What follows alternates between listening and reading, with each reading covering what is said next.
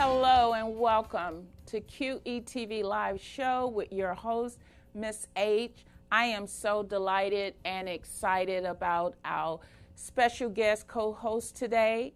But I just want to say again, for all of you that are viewing live here in the studio, please go to VoxWave and hit the live button to view VoxWave. We're here every Thursday from 1:30 to 2:30. Yes, every Thursday you can watch me live. And if you miss a show, just go back and go to VoxWave, or feel free to go to my YouTube channel or any of the social media, Facebook Live, and you will get my shows and you can go back and rewatch it. But today's show is an exciting show. I have a very special guest today, and we will talk more about that. But right now, I want you to go to VoxWave and click on the live button, because we are here live now. And I want you to share VoxWave so that you can share it with other viewers, other friends.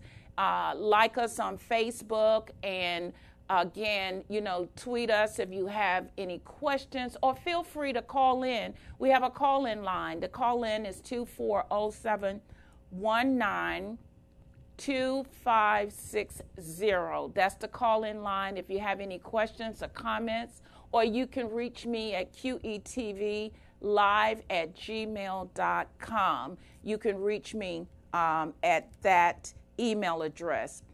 The other thing I just want to emphasize, and it brings us to what we will be talking about today. This is Holy Week for a lot of the community. Everyone is getting ready for Easter. I call it my Resurrection Week, where, tomorrow is Good Friday, and of course we celebrate the resurrection of our Lord and Savior Jesus Christ on Sunday.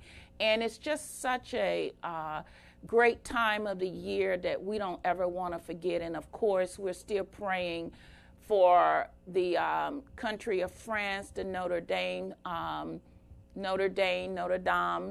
depending on how you say it. But again, our hearts and prayers still go out with them, because it is a piece of history for the whole world, not just them. And I'm so thankful. And it's just, I was listening to the news this week, just hearing all the miraculous stories about how different treasures and artifacts and different paintings and things were saved and salvaged. Just miracle testimonies. And that brings us to the miracle that we witnessed leading up to this week. This is the time of the year, again, like I said, Holy Week, where Jesus himself, he walked that road, he walked it alone, and he went and he suffered for us so that we could have a right to live in our purpose and our destiny. So I wanted to take the time to honor that and tell all of you for tomorrow, that Good Friday, take the time and reflect on that and think about that. I also have a faith builder that I want to share that will go right along with our interview today. As I was reading Sarah's book, Heart Picked, and reading about Little Elizabeth, which is an animated story about the story of a little girl who was adopted. Of course, we all reflect on how one day God adopted us into his family.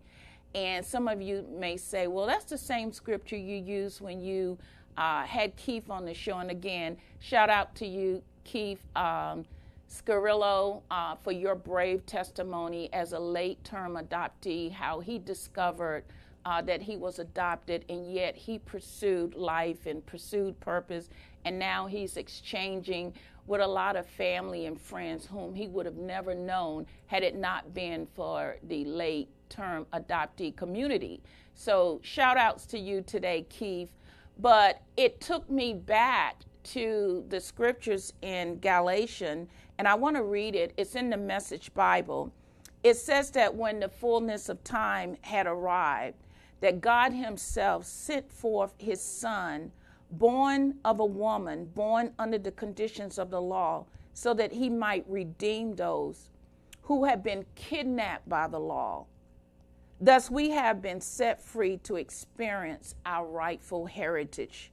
You can tell us for sure that you now have fully adopted us as your own children, because God sent the Spirit of his Son into our heart, crying, Papa, Father. And in the King James Version, it says Abba, Father. But what it's saying is we have the ability, because of what Jesus done. That's why this is a Holy Week. Had Jesus not done that for us, we would not be adopted today into the family of God and have the right to cry out to God and say, Daddy, Papa, Abba, Father. That gives us legal rights, and we now have this inheritance. So when I saw the title of her book, Heart Picked, it reminded me of the story of how God so loved us that he picked us. But at the same time, he gives us that free will, that in terms we have to make the choice to allow, even though we are heart-picked, we are hand-picked, we've been predestinated by him to become adopted into his family, he still gives us that legal right to accept that, to receive it. And when we accept it and receive it, then where we read earlier that says that we were born under the law, kidnapped by the lies of the enemy. And when we accept that, we get to be free in Christ and live in the inheritance. And you say, well, how does this apply to me? You know, whether or not you have discovered whether you were adopted or whether you wasn't adopted, sometimes we are kidnapped by sin. We're kidnapped by the bondage in our minds and our heart. We're strapped with not thinking people love us. We feel deceived. We feel betrayed. You know, again, but God always send people that will heart pick us and that will allow us to live a life of destiny and purpose when we do it his way. And I thought about that because that was my prayer when I lost my natural mom. You know, you only get one, and there's no one that can ever replace them. But at the same time, God will send you brothers and sisters, mentors and mentees in your life to be able to fulfill and to give you that heart of love and pick you. And you think, how did we get that heart connection? Because you were handpicked by God. So I just wanted to tie that in and let you know that today's story, maybe you may look at it and say, well, I'm not adopted, so how does that apply to me? What I want you to do is look at the principle. What I want you to see is that even though you may feel like you're alone, or you may feel like no one loves you or no one cares, or, you know, you've been a divorcee, or you're single, you're lonely. What I want you to do is get a picture of God knows your name. And God has many, many people out there that will pick you up from a witness from their heart and place you into a place of acceptance where you will find people who can celebrate your life the way God intended.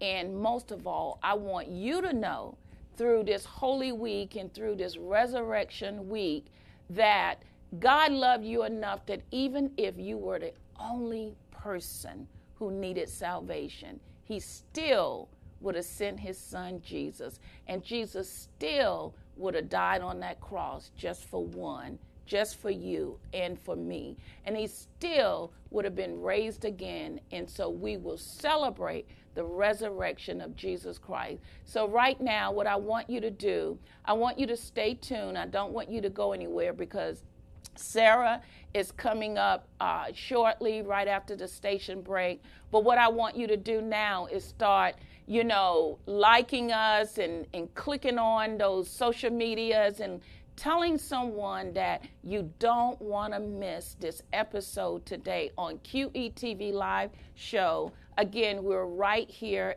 at Vox Wave. We're live, so you can watch us right now live in the studio.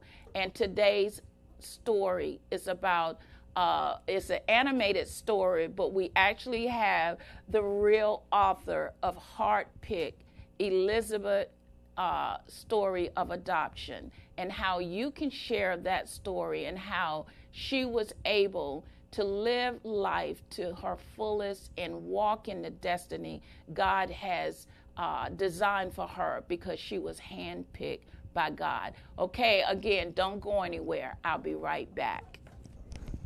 One day, it appears. Is that a dark spot? Gold Bond Dark Spot Minimizing Cream for Body. Targeted to help fade the look of dark spots beginning in 4 weeks. Gold Bond for dark spots in the body lotion aisle. It's been a cold, wet week, about to get even wetter heading into tonight and tomorrow. All this rain moving into the Piedmont at the same time as cold air coming in from the north. So you like smooth jazz? Great. Horn of Plenty, Harvest Harmony from saxophonist Travis Bridges. Smooth jazz and all the sax you'll ever need. Available at TravisBridges.com. 786-487-7338. Horn of Plenty from Travis Bridges. All the sax you'll ever need. The most icing, I think it's up there in those darker shaded pink areas. Wilkes County, Surrey, Stokes, Patrick, be on the lookout for maybe some slick roadways and also the potential of maybe a power outage or two. That's the concern heading into tomorrow. That rain tapers off and we're left with sunshine. A beautiful weekend lies ahead.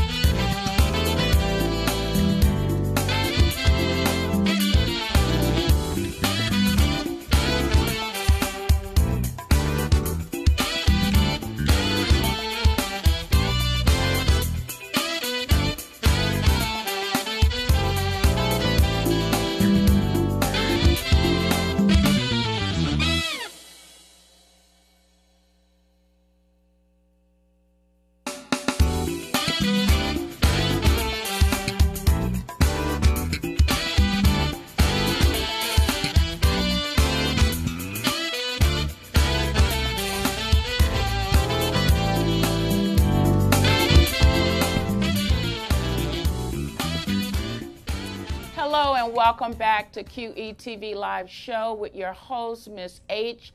We had a little technical difficulties, but I thank you. I got faithful viewers. And if you do know someone out there, I am looking for a social media manager that could assist and help me with the production here at the studio. So I'm always looking for different marketers and production crew that can continue to help me perfect that which God has given me.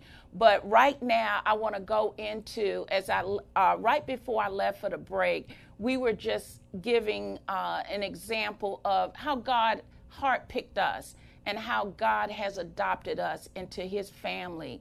And because of that, that leads me into this beautiful story about Sarah, that I met Sarah, and when I discovered that she was an author of her own book and her own story, it's an animated story for children, but yet, you know, I'm reminded of how we have to make life so simple that even a child can understand. And sometimes a lot of adults find it difficult to sit down and talk to children because they think they're children and they won't talk to them. But, you know, from that point of view, I want to go into now, Sarah, how did you discover and how did it happen for you? At what age were you adopted? Again, introduce yourself and then tell us the story on how Sarah adoption came about. Well, first, just thank you for having me on the show. Sure. So my name is Sarah Crutcher. I'm the author of Heart-Picked, Elizabeth's Adoption Tale. And I myself was adopted when I was a baby. I was 6 weeks old. Wow. From in Greensboro, North Carolina. Oh, that's my hometown, Greensboro. I'm going to throw up a picture to show you Sarah when she was a baby. And show you with her dad. Let's see. Let's get that picture up there. Ron, we got the picture?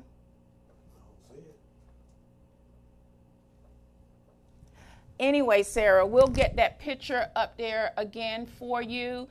So you were only 5 months old? No, I was 6 weeks. 6 weeks old? Man, that is really young. Yeah. So you really have no recollection of that. So at 6 weeks old, your parents adopted you, and then what happened? So 6 weeks, and we were a family at that point. I was a baby. I was new to the world, and we were a family. I'm an only child. And so as the years progressed, my parents, they told me when I was around 5 years old, and they told me, you know, but I'm 5, so I was young, but they just kept kind of talking about it and kept the conversation going. A lot of families who have adopted a child, the adoption date, not the birth date, but the date that the adoption was finalized, they have different names for it. But for us, we would always go out to dinner on that date, which is November 13th. And it was just, you know, it's just kind of like a fun thing to do. You kind of look forward to it, maybe thinking you have 2 birthdays. But we always celebrated that. As I got older, we didn't, just because, you know, you get older and you grow up. Now, why did they choose 5? Did they ever say, you know, was there any meaning or symbolic meaning behind 5, or they just said, oh, it's time? I think they just said it's time. A lot of families, I think, will try to start telling their child at an age where they think that they can comprehend it. Even in the least bit they can comprehend it.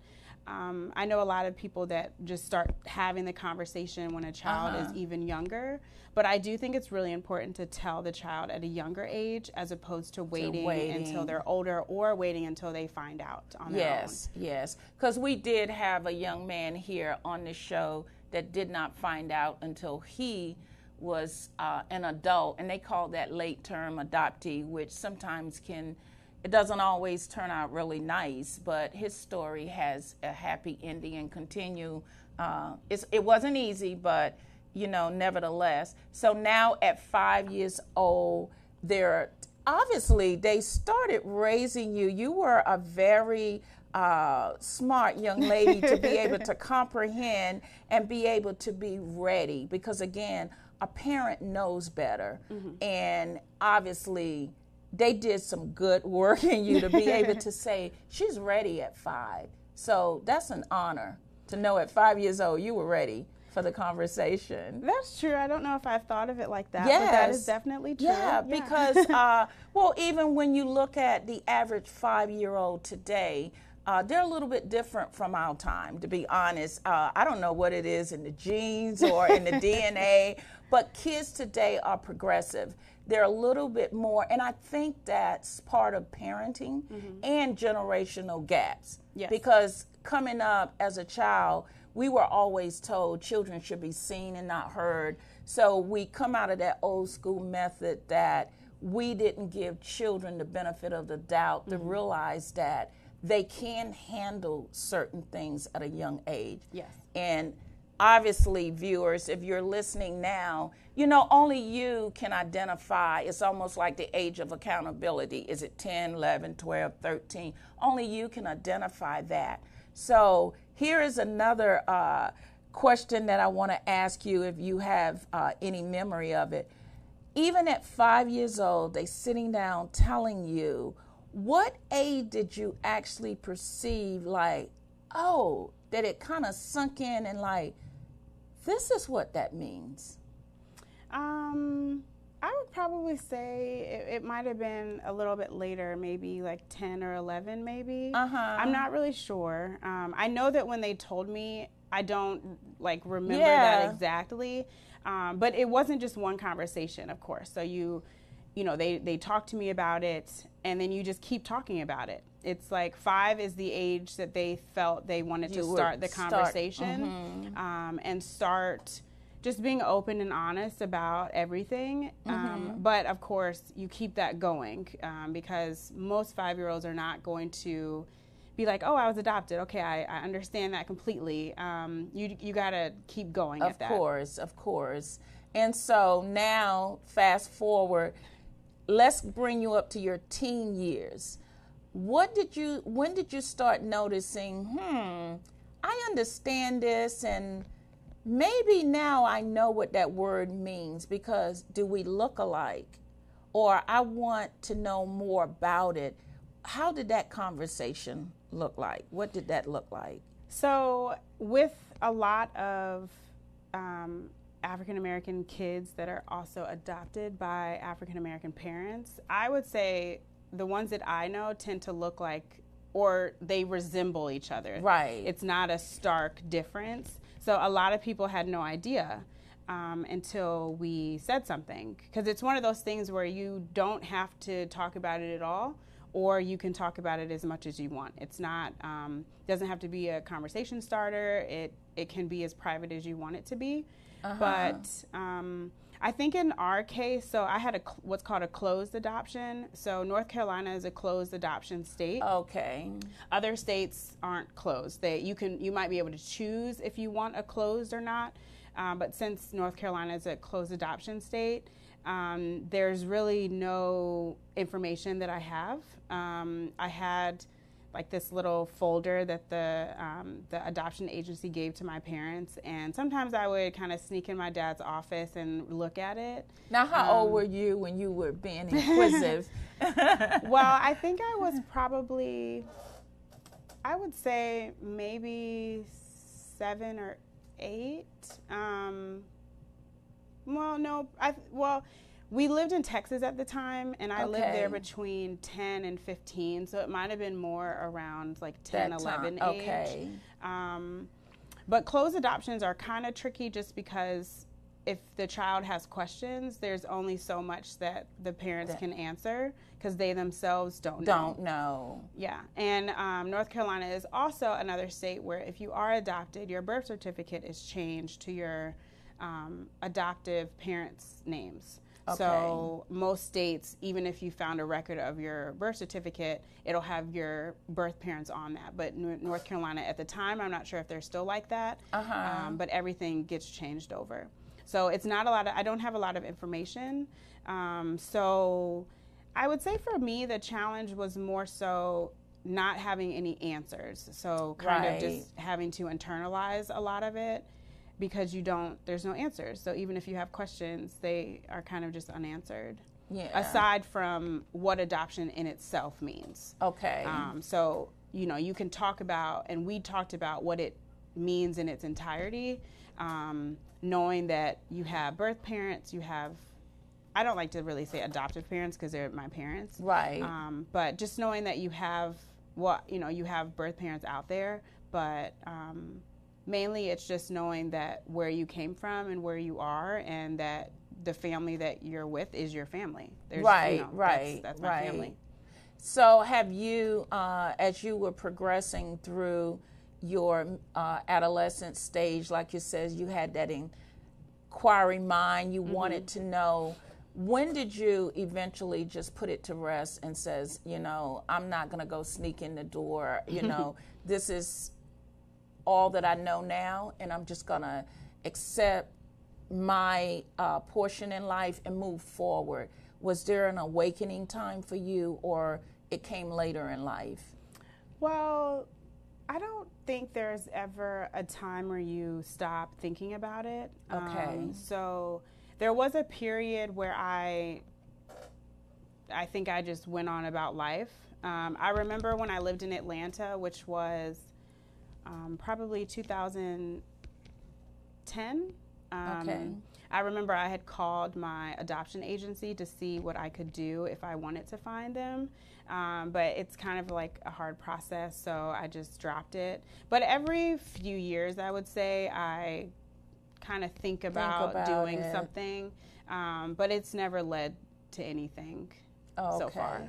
Okay. Because, you have those shows out there now that they swear by. They have these professionals. They really can look into the nitty-gritty of things.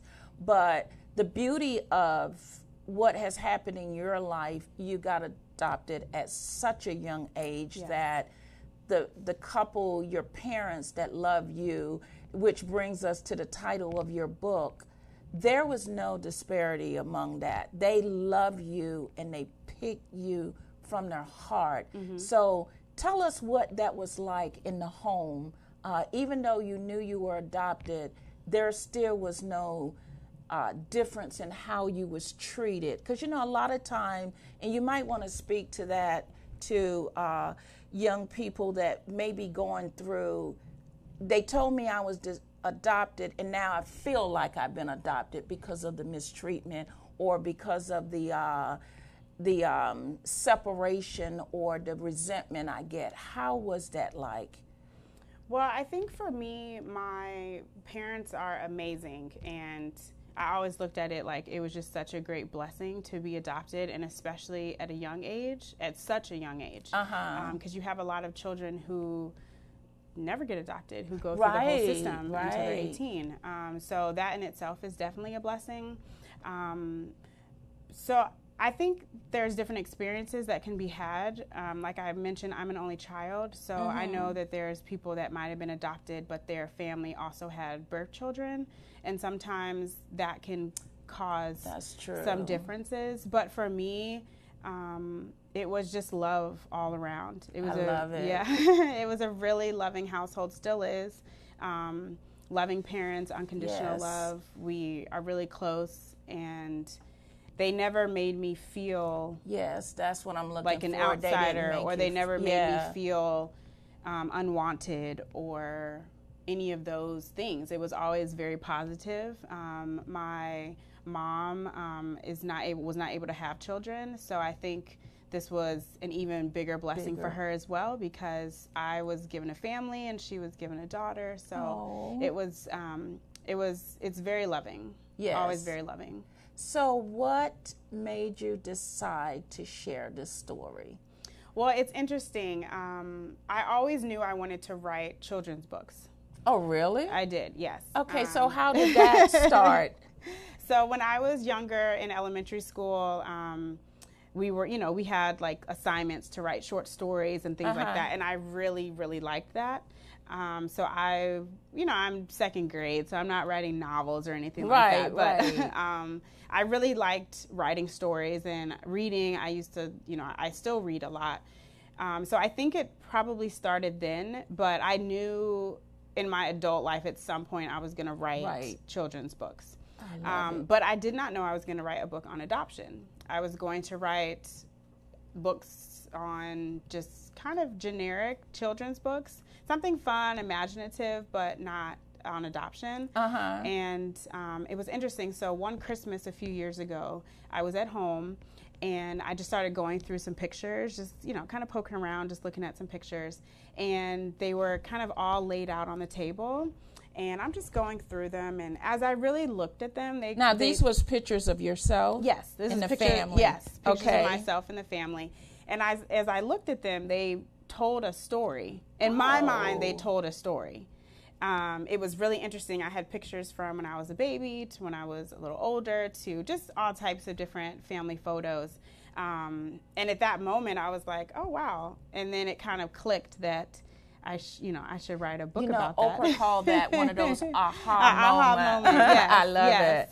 Okay. And then from there, so I started doing some research to see, okay, well, what type of adoption books are currently out there?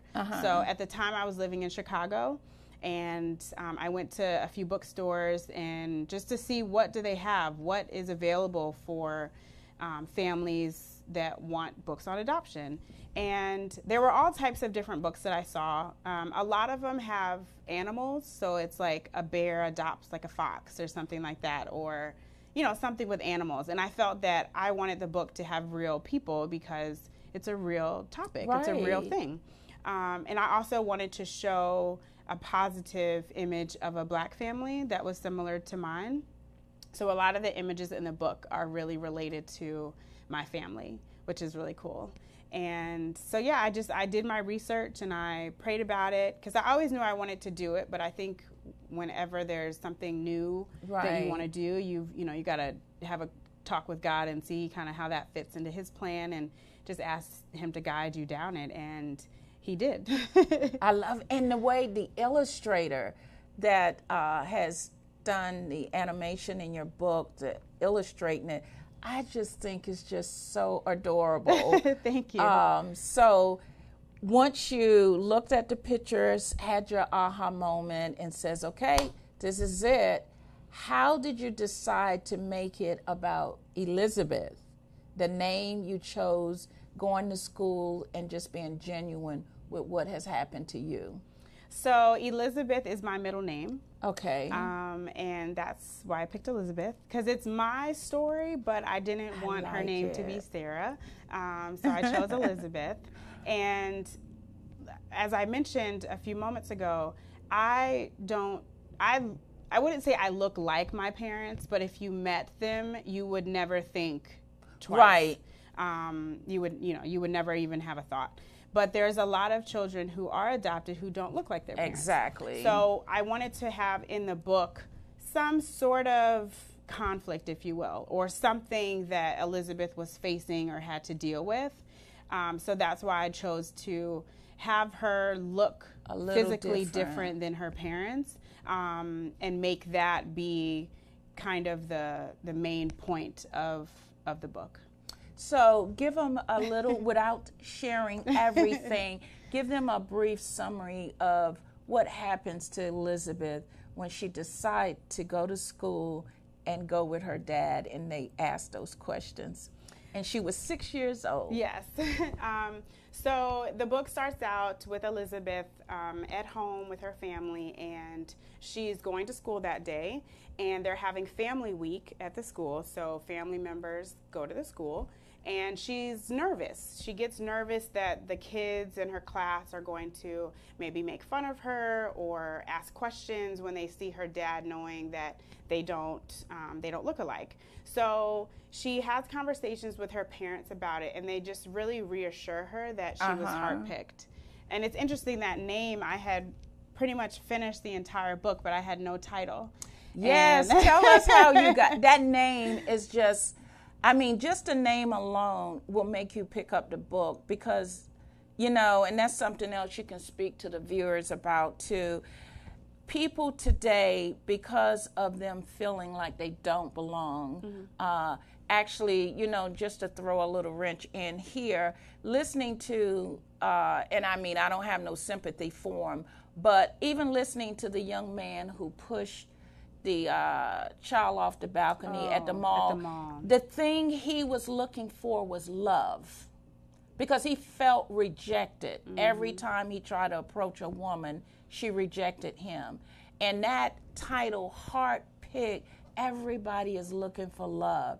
And for you to choose, or I don't know how you chose it, but for that name to come about has so much meaning in and of itself. It's power packed. So how did you get that name, Heart Picked?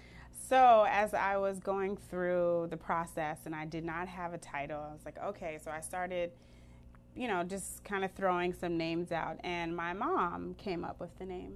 It would be the mother. It would be the mom, which is, it's really fitting if you think about it. And she was like, what about Heart Picked? And I was like, oh my God, that's perfect. And if you think about what it means for your heart to pick something, whether it's a spouse or even a friend. Exactly.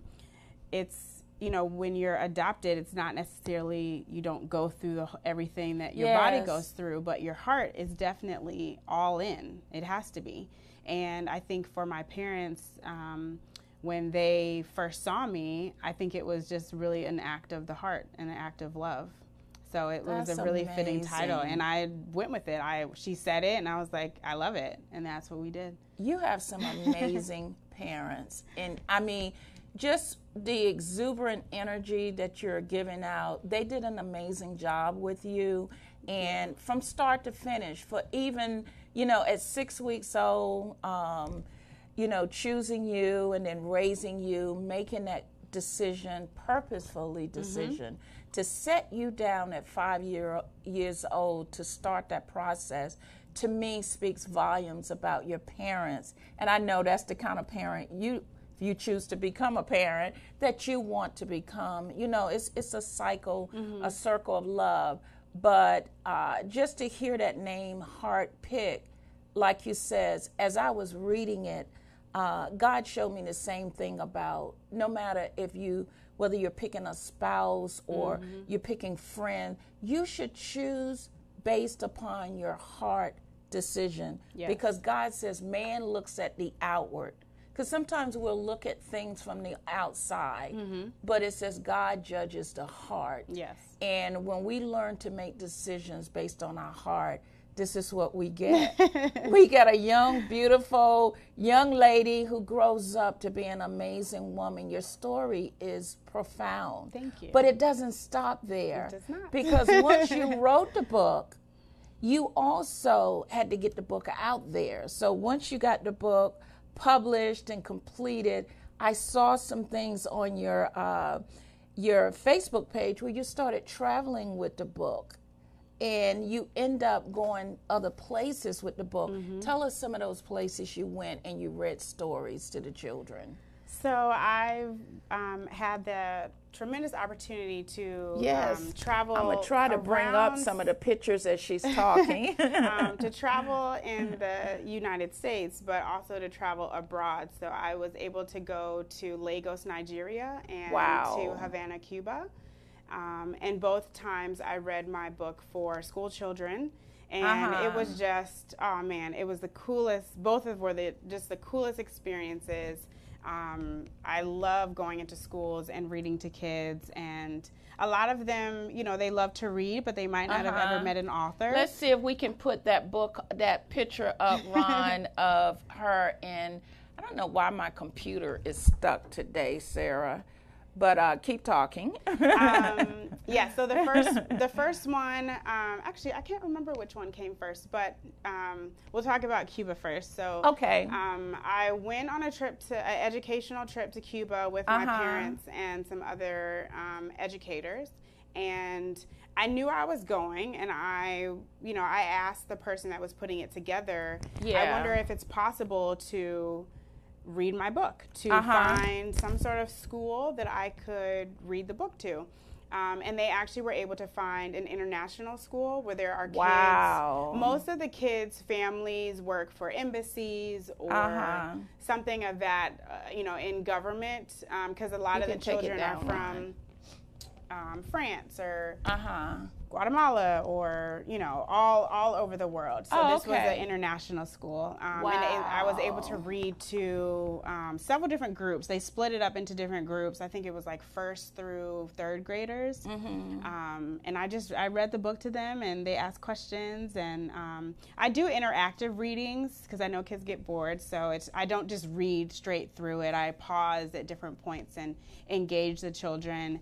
And then we took pictures afterwards, and it was really cool. And then in Lagos, I actually went for one of my best friend's wedding.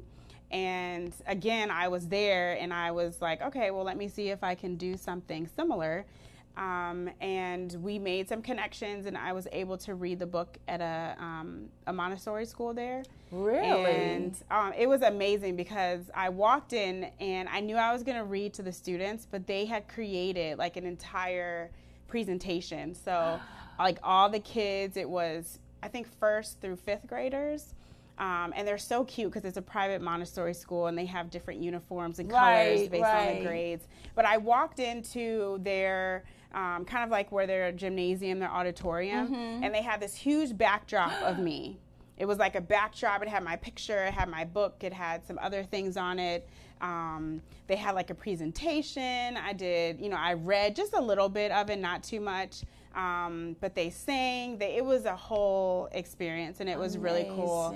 I donated some books to both places, and it was just an incredible experience. So your book is international. Yes. And you know what? Even though we're having a little technical difficulties here in the studio, you can go to her website and see these beautiful pictures of her.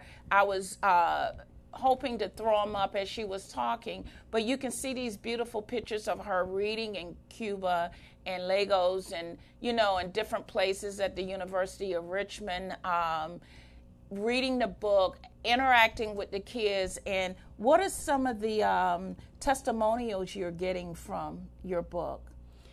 Well, so when I lived in Detroit, I've thrown out so many different cities. You sure have. I was going to say, you were a traveling young lady.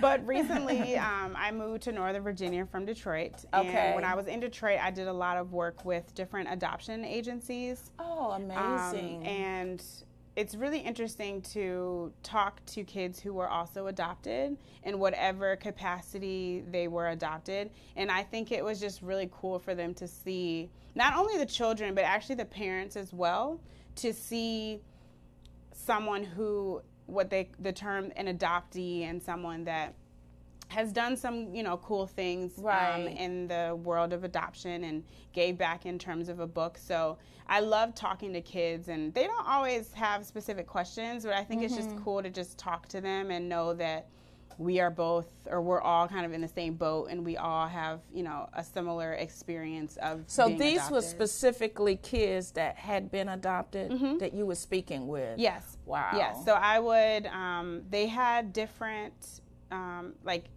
different counties would have different, events or maybe parent workshops. So the first half I would actually talk to the parents, and then the second half I would talk to the kids and read my book to them. And I think it's interesting because from a parent's perspective, depending upon how you adopted your child, whether it's from foster care or through private adoptions, there's a lot of different circumstances that can go with that, depending upon how that happened, the ages. So it was really cool to talk with both the parents and the children about it. It's real different perspectives. So the parents were asking me, about my parents, about my family. I would talk about unconditional love a lot, and I would get the question, how do you do that? Amazing. And other questions like that. And I just would really talk about my experience and talk about just everything that my parents would show and tell me about love and being loved and accepting yourself, accepting who you are and your circumstance. And it was just a really cool thing just to kind of be in the adoption world, if you will, because I hadn't really done that prior. Because you're adopted and then you kind of just go on about your life. So that was really cool to do that, and just to talk, because I mean, a lot of times it's just talking and hearing someone that might have a similar story than you, or knowing that you might have adopted a child and you might be facing some hardships, but the road goes on, the path is vast, yes. And it's a really, really rewarding experience. And I bet you never thought when you were a teenager or a young lady in college ever saw yourself being in a position where now your life experience is now you're reaching out and you're giving back. Someone gave to you, and now you're passing it forward. Yeah, never.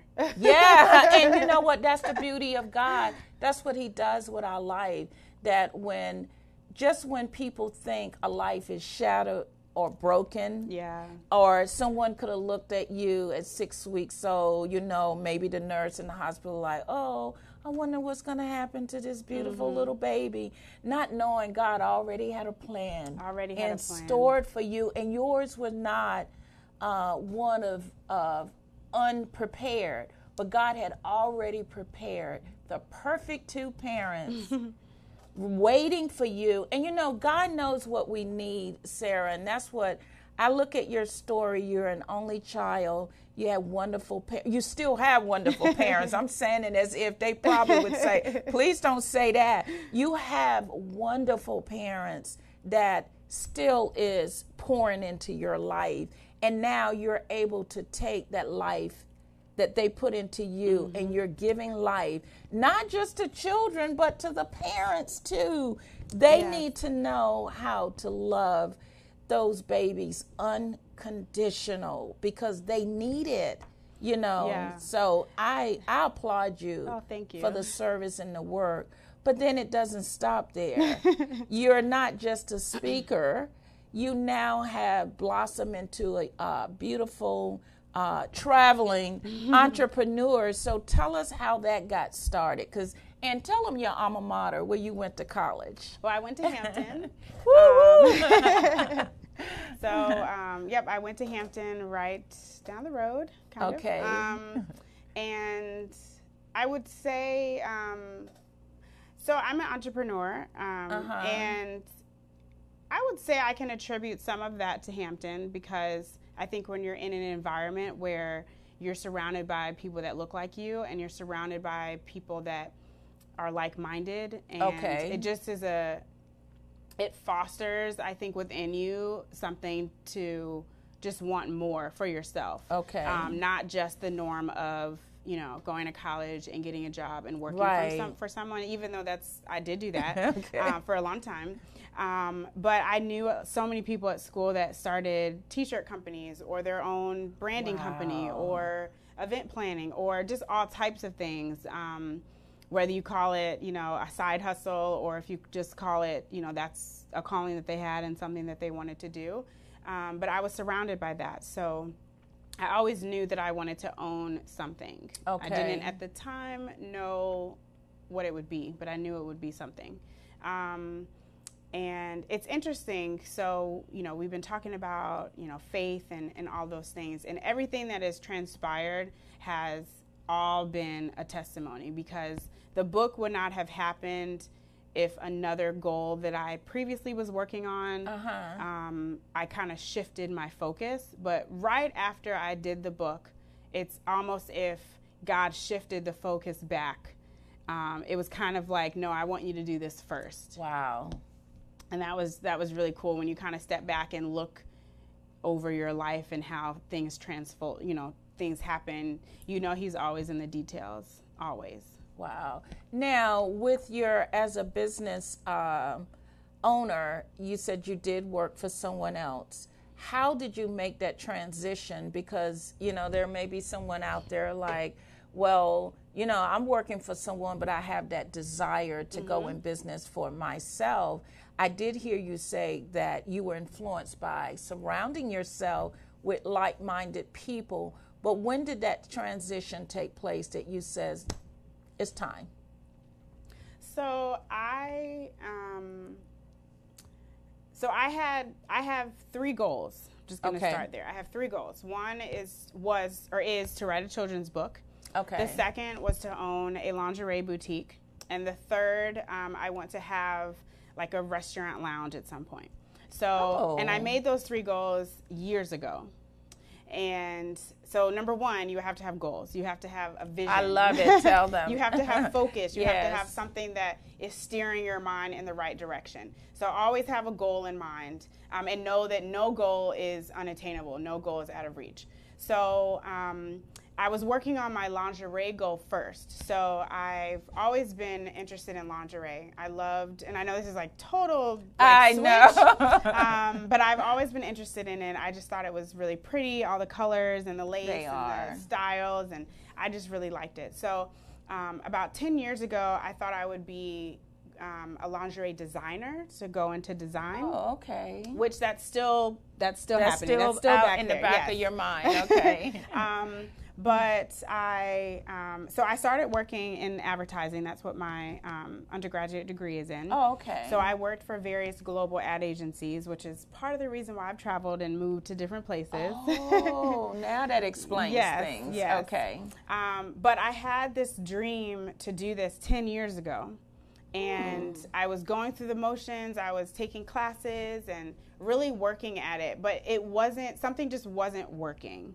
And I didn't know what that was, because usually when I put my mind to something, I'm able to do it. So something wasn't working. So I was like, you know what, let me take a step back and just have a talk with God and just lift it up and allow him to guide me where he wants me to go. And so I did that, and I kind of put it on the shelf. I didn't throw the dream away. I just was like, okay, I'm going to put you on the shelf, and I'm going to come back and grab you down one day.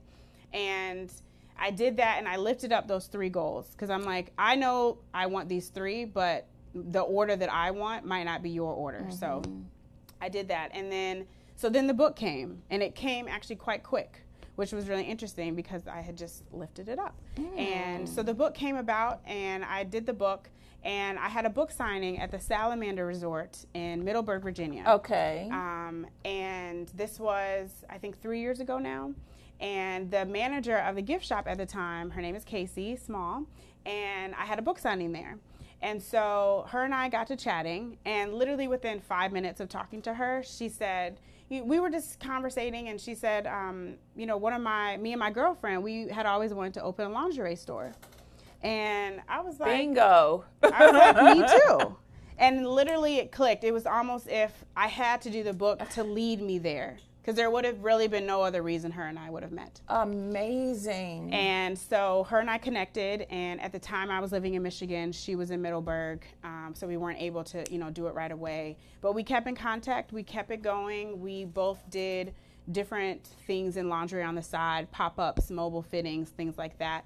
And then in 2017, in October, she texted me and she said, oh, I think I found a space.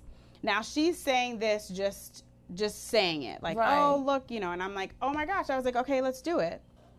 And she's like, what do you mean? And I'm like, well, getting back to your point, I'm ready to do this now. Like, I'm at a job. I loved advertising. I loved it. But even when you love your job, if you know that that's not where your heart is, you've got to go. You've got to figure it out and find where your heart is and go do that. Because tomorrow's not promised. We don't have time. We really don't have time, because people put off things. Oh, I'll do it then, or I'll wait until this, or whatever it may be. And I was just at a point where I had the freedom to really pursue it at that point, and I had been praying about it, and I was like, okay, well, I want to move, and I don't want to move to have another job, because I have a good job. If I'm moving, I'm going to start my business.